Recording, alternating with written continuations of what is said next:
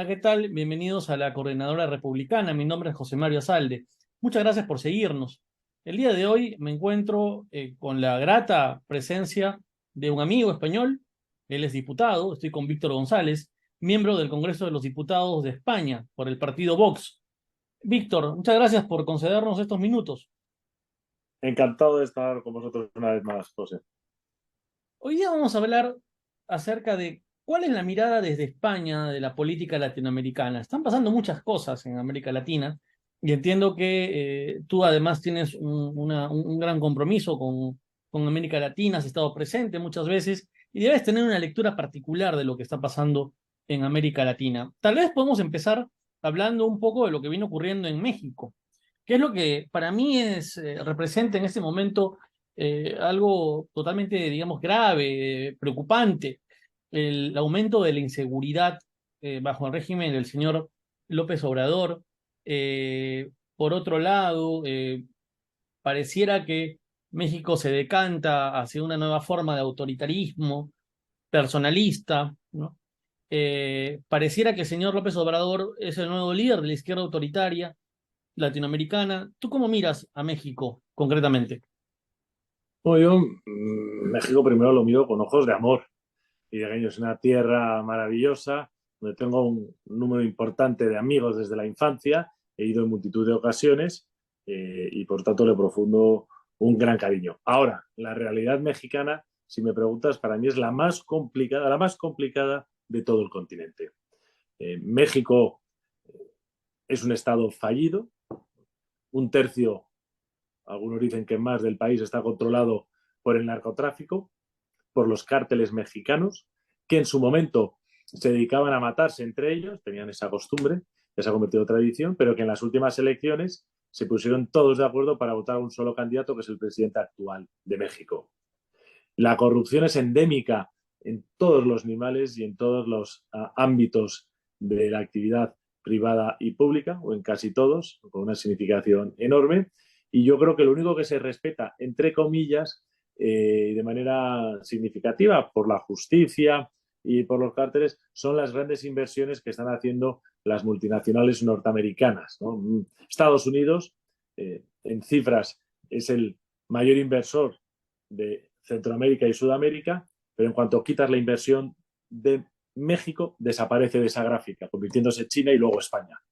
Pero la inversión de Estados Unidos acumulada en México yo creo que supera los 700.000 millones. Es una verdadera bestialidad y todo parece indicar que va a ir a más en cuanto a que Estados Unidos tiende a romper sus lazos comerciales históricos de suministro con China y está buscando fuentes más cercanas que pueda controlar. Pero esto se contradice a su vez con esas iniciativas que hay de declarar grupos terroristas a los cárteles mexicanos que siguen matando, que siguen mandando drogas y que están coordinados con las mafias chinas o pseudomafias, especialmente con una droga tan dañina que es la primera causa de muerte entre los jóvenes de Estados Unidos, como es el fentanilo. Que es una droga, no sé si has visto algún vídeo alguna vez en las calles de Filadelfia, aparecen las películas estas de zombies, ¿no? Un tío así doblado, horas y horas doblado, otro en posiciones inverosímiles. El presidente de México está asaltando, está intentando asaltar con contestación, gracias a Dios, por una parte activa que se está movilizando de la sociedad civil, los órganos electorales, para poder, de una u otra manera, perpetuarse o hacer lo que quiera, ¿no? Está haciendo una deriva en un tiempo más lento, más suave de lo que hemos vivido en Nicaragua. ¿Qué es lo que es distinto a lo de Venezuela con los matices, ¿no? Cada uno de estos tiene su... Pero bueno, la gran suerte que tienen los mexicanos es que Estados Unidos está a un metro. Cruzar la frontera y estás en Estados Unidos. La gran suerte y la gran desgracia O para sea su que se, historia. o sea que se Eh, equivocó Porfirio Díaz, o sea, realmente, gracias a Dios que tienen cerca Estados Unidos los mexicanos, en el sentido de que hay, al menos en zona de fronteras, entiendo, un cierto control. Hay mucha gente de México que pasa a Estados Unidos de manera diaria a trabajar y viceversa. Es decir, que el tránsito, digamos, en fronterizo es bastante intenso. Eh, yo quería preguntarte por la oposición mexicana. Esta alianza va por México del PRI, el PAN, el PRD. ¿Cómo ves tú la oposición mexicana en ese momento? más allá de tu visión bastante dura y que yo comparto. Creo que el país que tiene en este momento los problemas políticos más graves a nivel de América Latina es México, por la importancia que tiene México, Bueno, fundamentalmente. o sea, yo la posición de México la veo desnortada y desubicada. El PRI ha sido las estructuras y las raíces que llegaban a todas partes. A la aldea más pequeña tenías un delegado del PRI en México, ya fuese en Chiapas, en Oaxaca, en el estado de Guerrero, en el cerro más perdido, la aldea más perdida, había un tío del PRI que te salía ahí, no, yo soy el del PRI. ¿Cómo puede ser que aquí hasta aquí esté el PRI? Eso ha sido asumido, absorbido por el partido, por Morena, por el partido del presidente de AMLO, y el PRI, pues yo creo que es una sombra. Y lo estás viendo en los gestos de algunos gobernadores o algunos que han dejado de ser gobernadores, por ejemplo, en Oaxaca de Alejandro Murat, que ha hecho guiños, es gobernador del PRI, hijo de un gobernador del PRI, y se ha enfrentado a su partido haciéndole guiños al presidente de México para ver si puede llegar a ser un candidato presidencial. Hay muchos Esa, tránsfugas, digamos, ¿no? Mucho nepotismo. yo creo que el PRI, que era el Partido Revolucionario Institucional, que ya es una contradicción, porque si eres revolucionario, ¿cómo vas a ser institucional? Pues tenía un nexo de unión que era el poder. Realmente te tocaba un presidente conservador y luego te tocaba uno revolucionario extremo, pero todos del mismo partido, del mismo partido único. Roto eso, pues ha ocurrido lo que estaba. Cuando no hay una ideología, no hay unos valores, sino lo que el nexo, creo que le pasa al Partido Socialista de otra manera en España, pues esto sería. Y ha salido algo que sí ha abrazado un mensaje de acuerdo a los tiempos ahora de izquierda, con su demagogia, con sus formas de ver y que está absorbiéndolo absolutamente todo. Puesto que el pegamento, el nexo de unión era el poder, este que mantiene el poder es el que se ha quedado con todo. Eso por un lado. El PRD, pues yo creo que sus líderes mayoritariamente no representan a sus votantes, en cuanto tienes líderes abortistas, de acuerdo a las leyes LGTBI, y el PRD ha sido siempre un partido conservador. Yo estoy harto de hablar con votantes del PRD, y dicen, bueno, el PRD pues hizo un giro tipo Partido Popular y no sé dónde está. Luego hay otras formaciones políticas, por lo tanto esa coalición no le doy éxito porque está PAN, llena de contradicciones PAN. tampoco, y al PAN que le quedó el PAN peor, más, le pasa exactamente o muy parecido a lo que del PRD, no le veo. Luego hay otro que es esta comunidad, Movimiento Naranja. La canción esta que me encantan a mis hijos, el Movimiento Naranja. Sí, sí, Bueno, la cancioncita. yo creo que la oposición, que es corrupta, igual que lo es el gobierno en muchos de sus ámbitos, necesita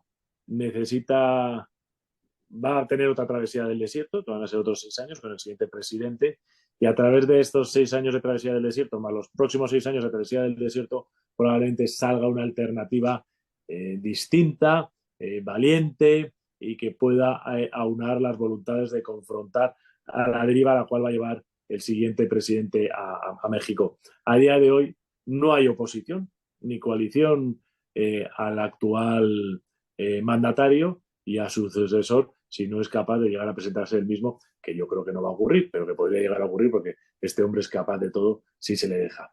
Y ese es mi resumen. O sea, México para los próximos 7 años, olvídate.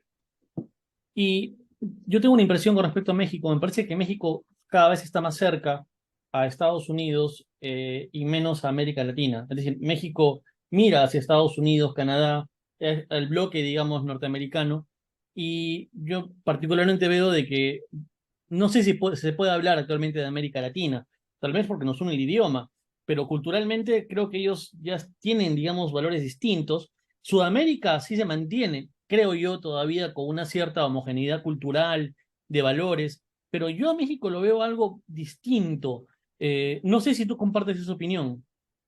Bueno, a ver, aquí hay dos cosas. En primer lugar, los lazos comerciales de México con su socio del norte los lazos comerciales son importantísimos y sin parangón, sin ninguno. México es el gran productor de Estados Unidos y eso marca la economía, marca los intercambios culturales, marca, como bien has dicho tú, el movimiento de las personas. Ese es el primer punto. Y luego hay que recordar que la comunidad hispana en Estados Unidos cada vez es más importante y más significativa. Estamos hablando de decenas de millones de personas que además En el próximo proceso electoral en Estados Unidos, esta minoría hispana es la que va a decidir, el voto de la minoría hispana es la que va a decidir quién va a ser el presidente de los Estados Unidos, ya sea el candidato republicano, ya sea el candidato demócrata. Eso, pues, cada vez tiene más importancia. Ahora, que me digas que México cada vez es más cerca, mira más o está más hacia Estados Unidos o hacia Canadá, te niego la mayor, porque, oye, en Estados Unidos the rule of law funciona, la separación de poderes funciona con todo lo que quieras, pero te vienen a funcionar. En Canadá, 3/4 de lo mismo, y Estados Unidos, 1/3 del territorio no está controlado por los cárteles y por el No, narcotráfico. claro, no me refería a la institucionalidad, donde evidentemente Ahí, hay un ahí tienes abismo, una, ¿no? nunca va a ser, nunca va a tener ese nivel de unión que hay entre Canadá y Estados Unidos hasta que no supere pues esa falta de respeto, de separación de poderes y de seguridad ciudadana. Y ahora que a Estados Unidos le interesa tener en el sur un socio, mano de obra bueno, bonito y barato lo más posible, también. O sea que hay unos intereses que cuanto peor esté mejor, porque aquí confluyen y se chocan intereses algunas veces contrapuestos. Vamos, yo le deseo lo mejor a México, por supuesto que es la tía, pero México mira mucho a la hispanidad. Con España nosotros somos el segundo inversor en México después de Estados Unidos. Muy separados, pero somos el segundo inversor. Y te vas ahora mismo al centro de Madrid, yo estoy ahora mismo en el Congreso, que te das un paseo y desde que están no hacen más que venir mexicanos. Por eso cuando aquí no hacían más que venir venezolanos, que ibas por el centro de Madrid y oías acento venezolano, ahí es acento mexicano.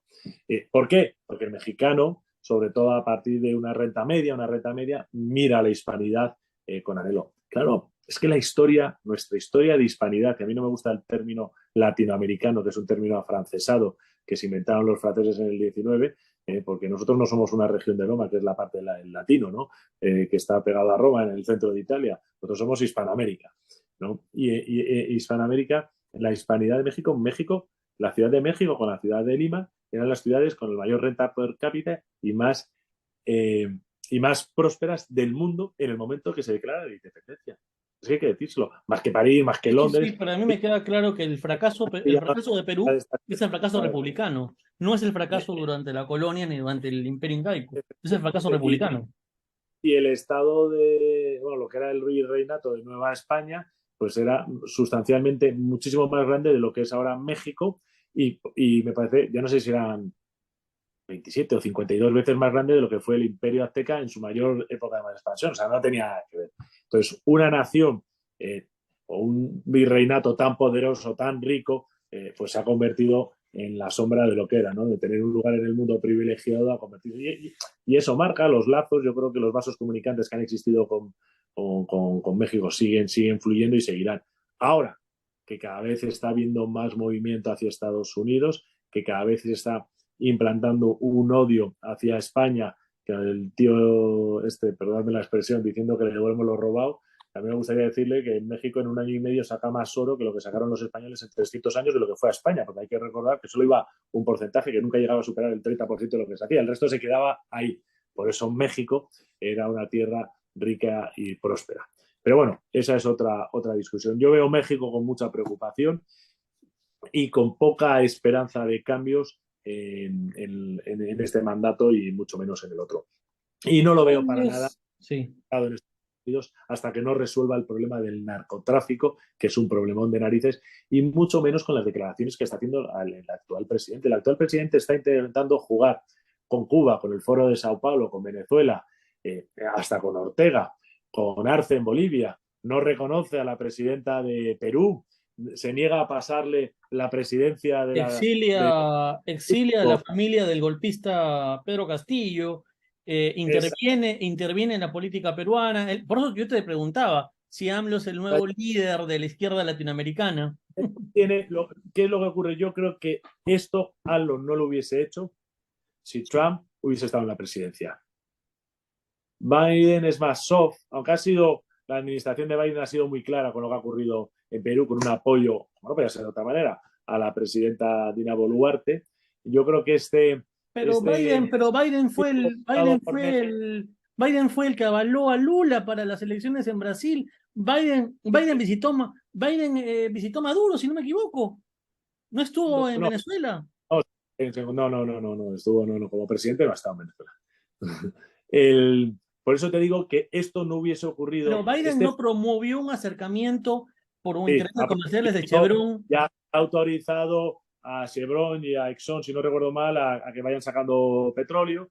También es que tienen pozos ahí ellos y tienen deudas pendientes que se les devuelve PDVSA del petróleo que hayan sacado, que no se les haya pagado. Pero bueno, dicho eso, lo que está claro es que Biden es permisivo y más cercano a estos regímenes de lo que era Trump. Y eso le da alas al presidente de México para intentar tener protagonismo, pero siempre bajo la bota que le mira de Estados Unidos, y como la bota le deja, pues lo hace.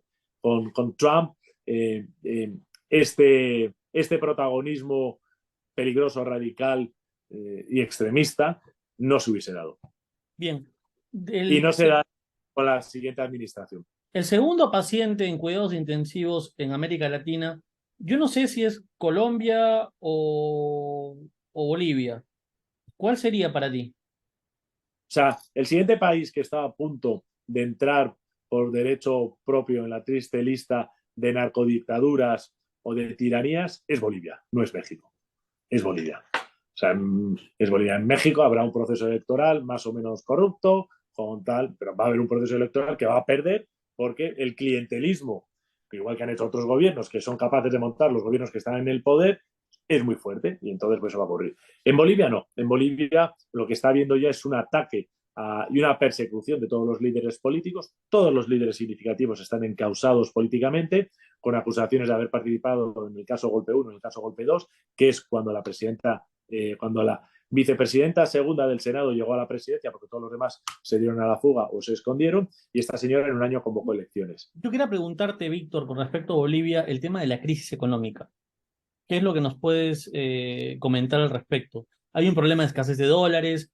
Se vendió el modelo boliviano como el modelo a seguir. Primero se habló del modelo brasilero, el modelo de Lula, ¿no? El modelo de Odebrecht. Luego se habló del modelo boliviano, que está fracasando.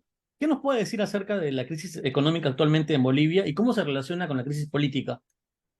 Personalmente yo soy de la opinión de que es una crisis económica buscada. Esta crisis tiene dos fases. La primera fase es la de persecución de los líderes políticos, de los líderes de comunicación, de aquellas personas que son capaces de generar opinión, encarcelamiento, persecución, para intentar provocar el éxodo de unos de cuantos y el miedo en otros, ¿no? Esa es una que ha tenido un resultado dubitativo, muy especialmente por la batalla que hay entre Arce y Evo Morales para ver en quién se va a convertir de los dos en el próximo líder, tipo Ortega y su mujer en Nicaragua o La, Maduro. la eh, interna.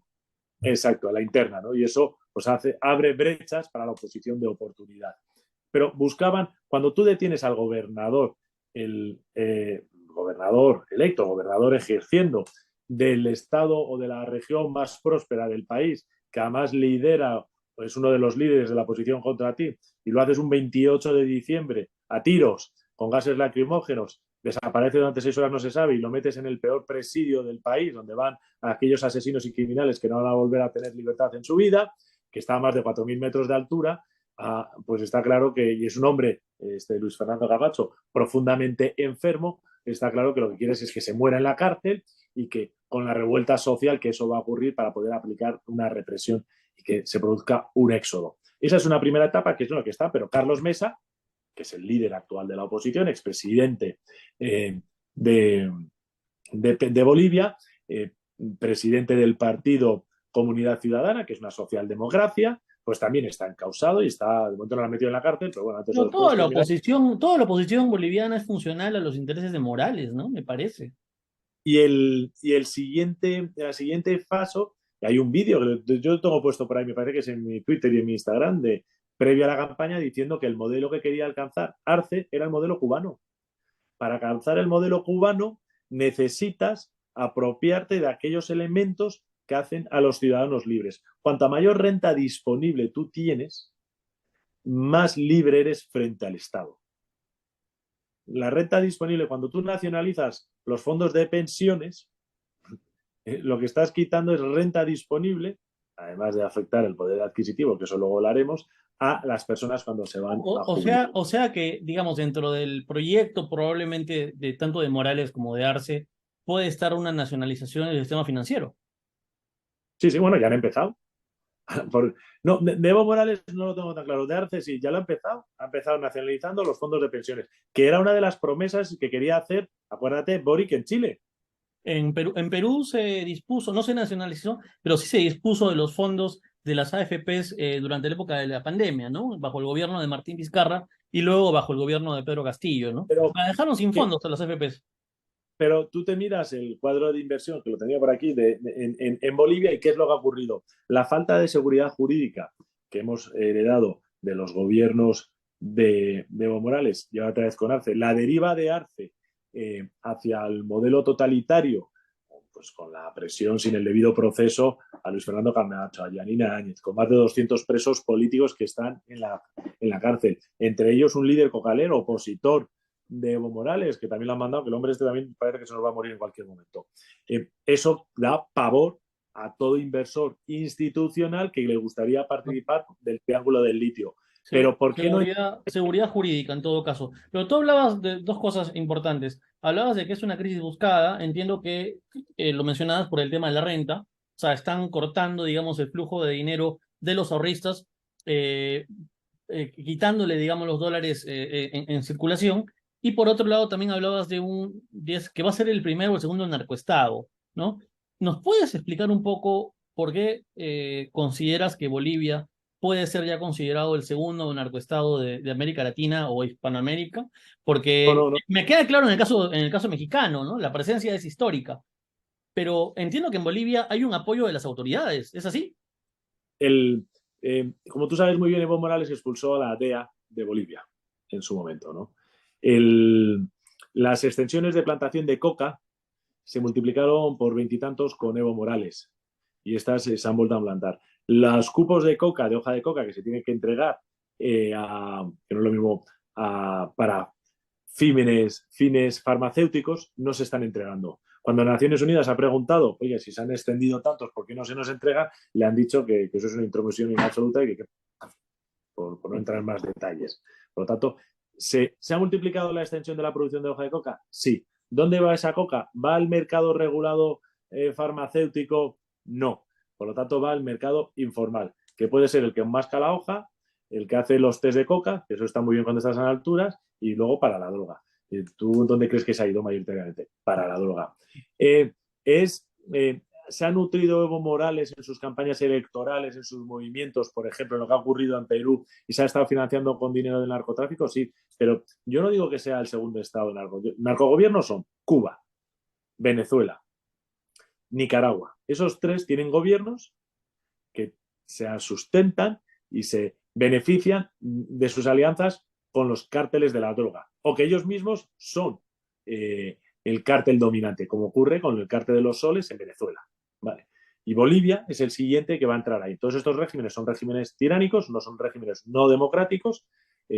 Bolivia está entrando en esa senda en cuanto empiezas a saltar, y no solo eso, sino que en Perú se paró un camión que cayó, por cierto, en una furgoneta y me parece que llevaba varios millones de dólares, ¿no? En el sur del Perú, que venía de Bolivia, pues eso era dinero que viene del narcotráfico a financiar. También se paró un camión entero que iba lleno de fusiles de asalto, que también venía de Bolivia. ¿Quién ha pagado eso? El narcotráfico. La ruta de la droga boliviana sale por Argentina porque ha aumentado exponencialmente en la ciudad de Rosario, que antes se la denominaba la Nueva Chicago. Parece que nuevamente ha retomado ese nombre, ¿no?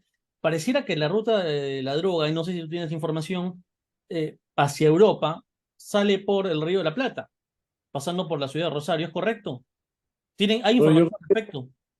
yo creo que la droga, permíteme la expresión, la droga de Bolivia ya sale por todas partes, sale por el sur del Perú. Por eso es esa batalla entre Evo Morales en el sur para intentar garantizarse esos narcoalcaldes, ¿no? Alcaldes narcos que le dan acceso y le permiten tener una salida al mar, al Pacífico, salen por Argentina, sino salen por Paraguay y salen por Brasil. O sea, la droga es tal la producción que es que sale por todos sitios, y por todos sitios se ha multiplicado ampliamente. Mira, yo estuve la segunda semana, no sé si te lo comenté esto ya, en Israel, después de que me echaran de Bolivia, y hablando con la responsable de seguridad nacional del gobierno israelí, y yo le hablaba un poco, pues, oye, pues de la presencia china, de la presencia rusa en Hispanoamérica, y de la presidencia iraní, y ella me decía, no, Hezbollah. Hezbollah es un grupo terrorista, como tú Sí. sabes tú, y me dice, y dije, bueno, pero ¿cuánto dinero sacan ellos? Porque al, al fiscal general de Paraguay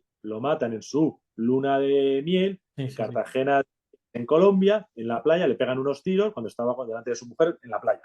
Y yo coincidí que estaba en mayo, entonces uno de los senadores paraguayos que vino, me estuvo hablando con la policía, me dijo, oye, que es que ha sido el narcotráfico, pero en coordinación y con trabajo y participando con Hezbollah, porque estaba con dos casos muy importantes de blanqueo de capitales por parte de Hezbollah, este fiscal general. Y cuando le comenté esto, que lo sabía perfectamente la señora, me dice, mira, solo al Líbano, Hezbollah trae todos los años del narcotráfico de América 250 millones de dólares. Tú sabes que Israel está muy preocupado por su frontera norte, Sí. que está controlada por Hezbollah, donde dicen que tienen más de 100.000 cohetes, que son muchos cohetes, pero 100.000 cohetes es lo que tienen.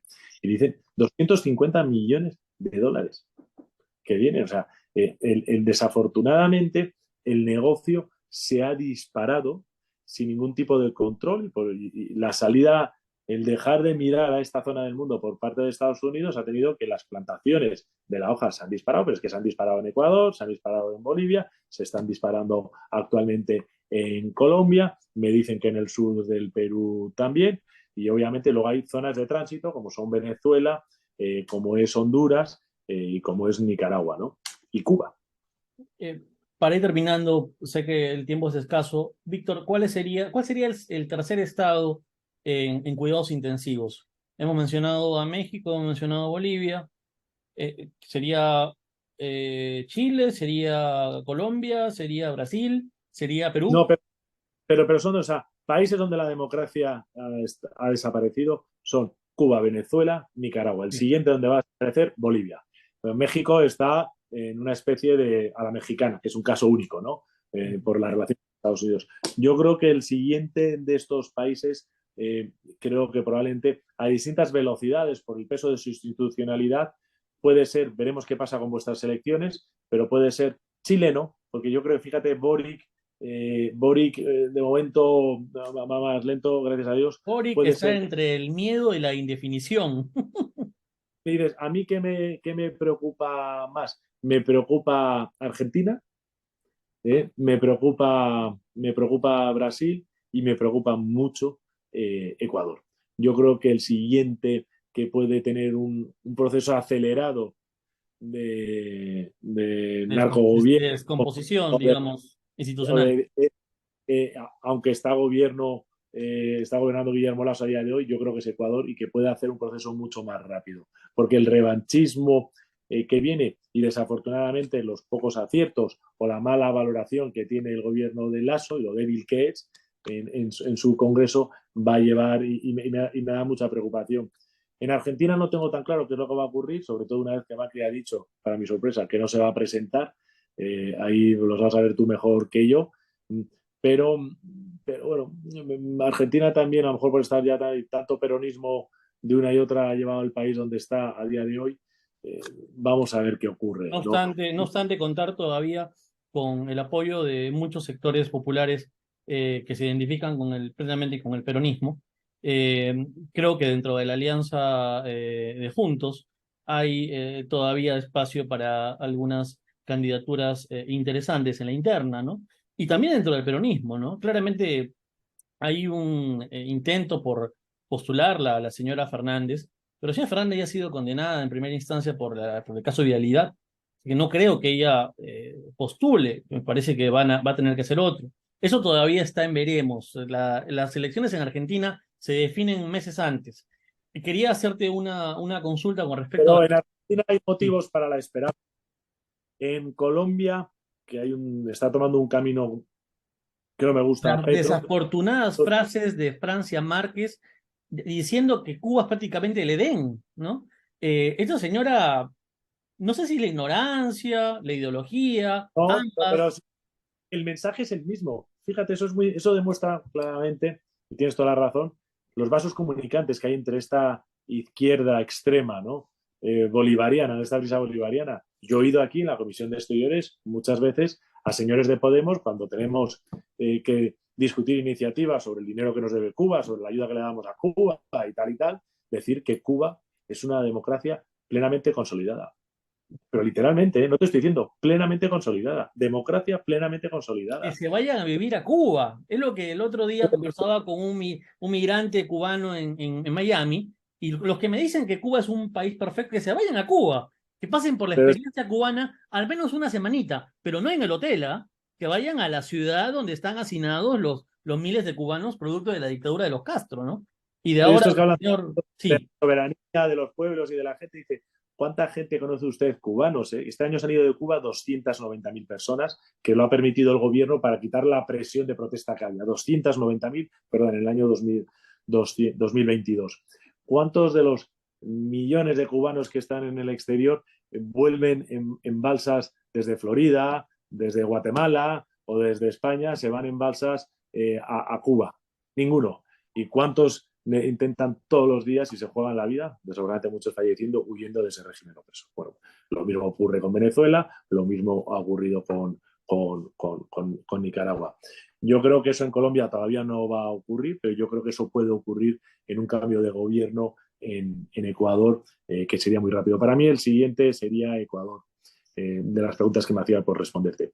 Y la última, Brasil. Lula parece que está más preocupado por cuestiones internas. No se lo ve teniendo un rol protagónico a nivel de política internacional. Bueno, Lula está empezando. Yo no me atrevo a emitir un Ah, pero juicio. pero este es un expresidente, Yo no es un tipo sé, improvisado, sabe cómo es el no, no, ejercicio del poder, ¿no? efectivamente, pero él sabe los cambios internos que tiene que hacer dentro de las instituciones del propio Estado antes de hacer ciertas cosas. Y como lo hará en su debido momento.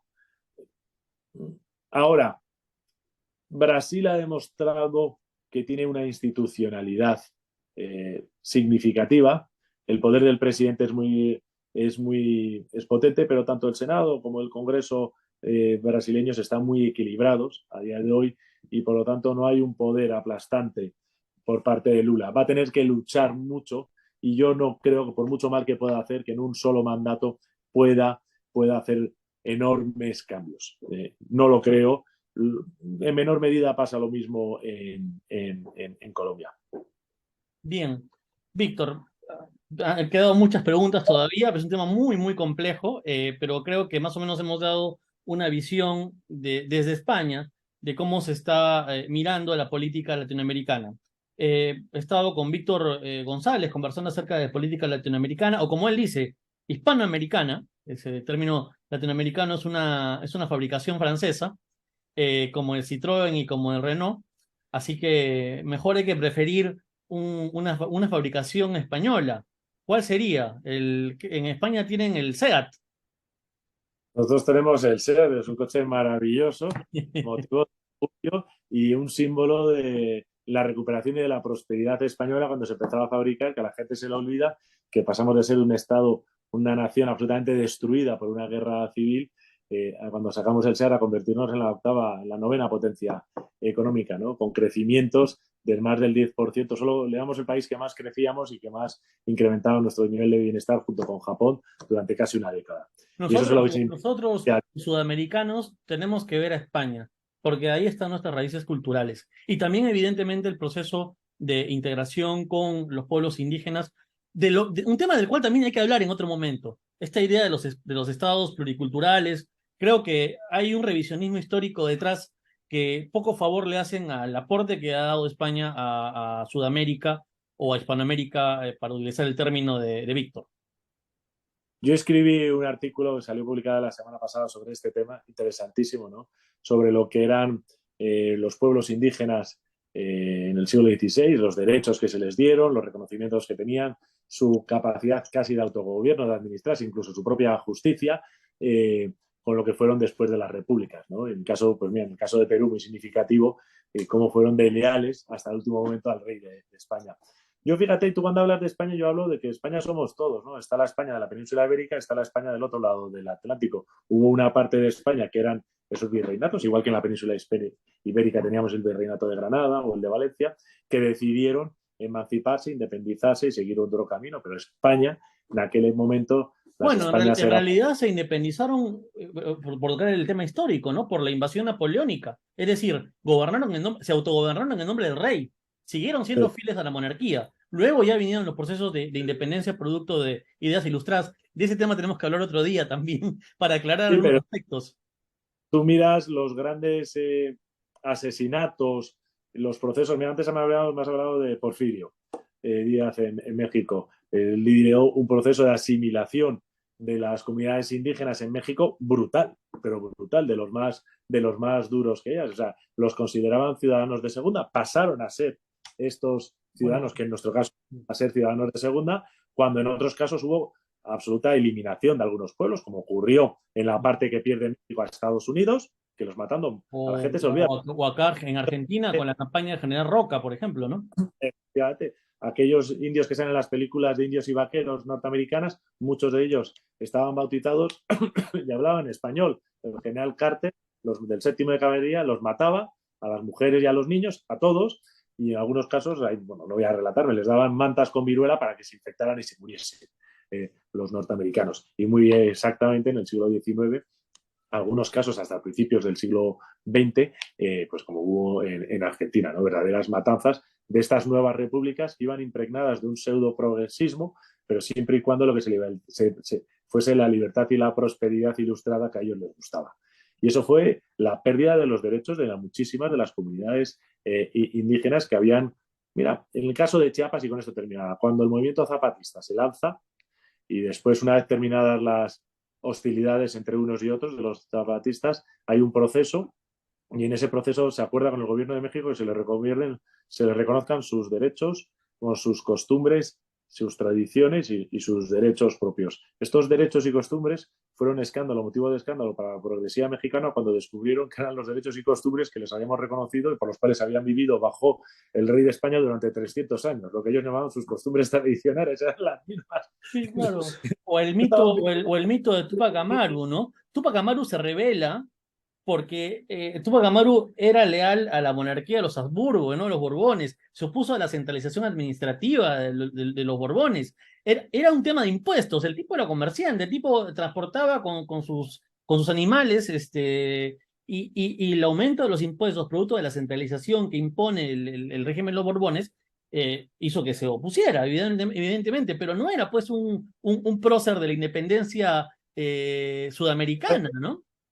Ese mismo ejemplo de batallas por temas fiscales y tal, los tuvimos en España también. Y yo no me quiero entretener en la hora que estamos, pero nos pasó con Cataluña, nos pasó en un momento dado. O sea, estos levantamientos en un momento dado, cada momento se discuten las cosas de una manera. En aquel momento dado, pues te levantabas y con poco dinero, bueno, podías hacer una revuelta social muy potente y en la Pero, cárcel. Y pero Víctor, pasó en ahora sí para terminar.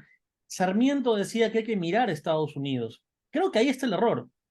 Hay que mirar a nuestras raíces culturales, que es España. Y creo ahí, no sé, habrá que hacer una autocrítica, mi querido Víctor. España también tiene que ofrecernos un modelo que yo creo, digamos, permitiría mejorar la visión que tenemos como sudamericanos de no parecernos a lo que es Estados Unidos.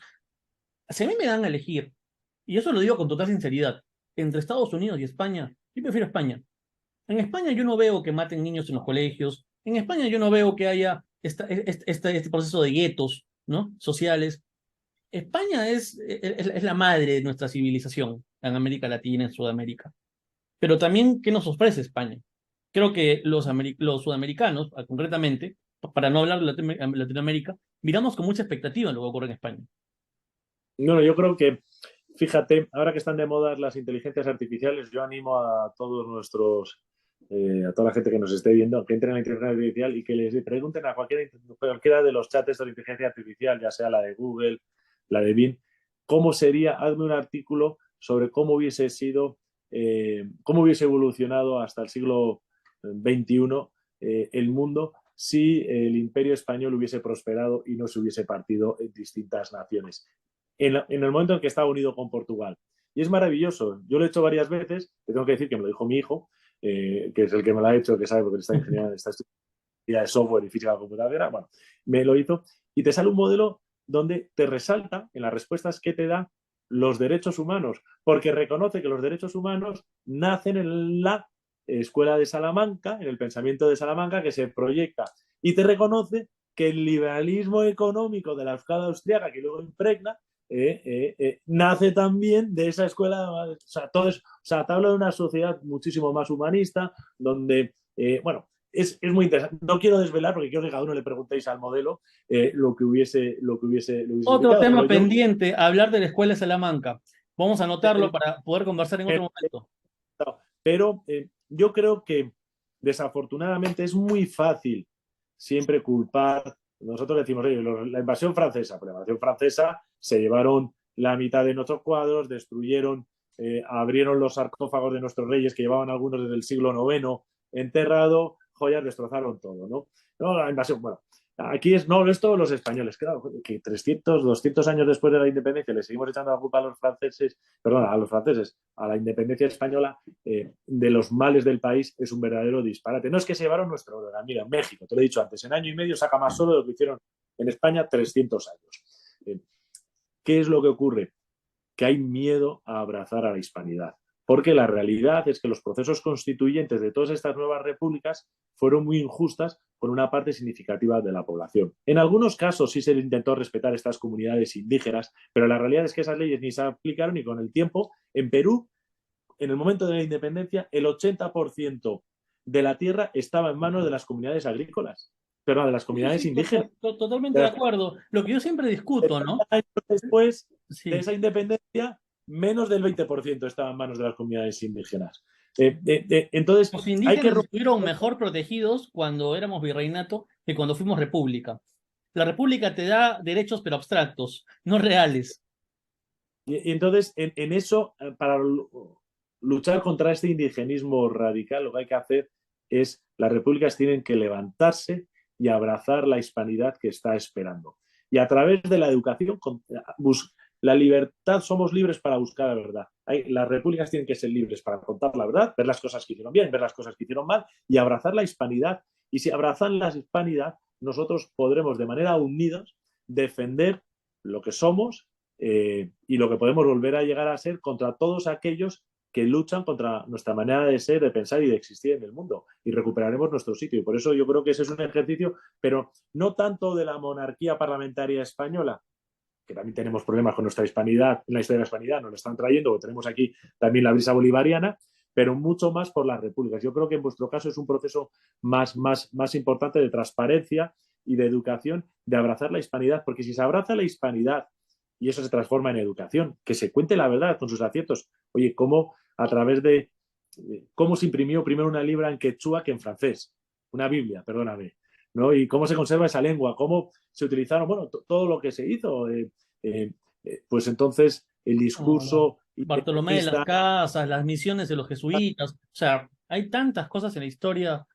de las casas que tú sabes que era obispo de Chiapas, que antes estábamos hablando de casualidades de la vida, ¿no? Esto del movimiento zapatista venían a reclamar los derechos que tenían con Bartolomé de las Casas. Correcto, correcto. Víctor, ha sido una charla muy interesante. Espero no haberte aburrido. Creo que ha sido Nada, bastante nada. ameno. Nada. Y espero que volvamos a poder conversar nuevamente de política latinoamericana. Te mando un fuerte abrazo desde Buenos Aires, Argentina. Y espero que la situación mejore.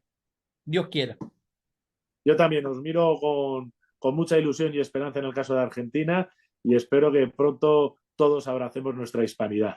No te olvides de invitar a los que nos están viendo al foro que se está realizando en estos días en Lima. En Lima, con más de 800 asistentes, ha resultado un éxito rotundo y como siempre suele ocurrir con estas cosas que organizamos, ya ha salido el presidente Castillo desde la cárcel diciendo que por favor se actúe contra el foro y que se salga.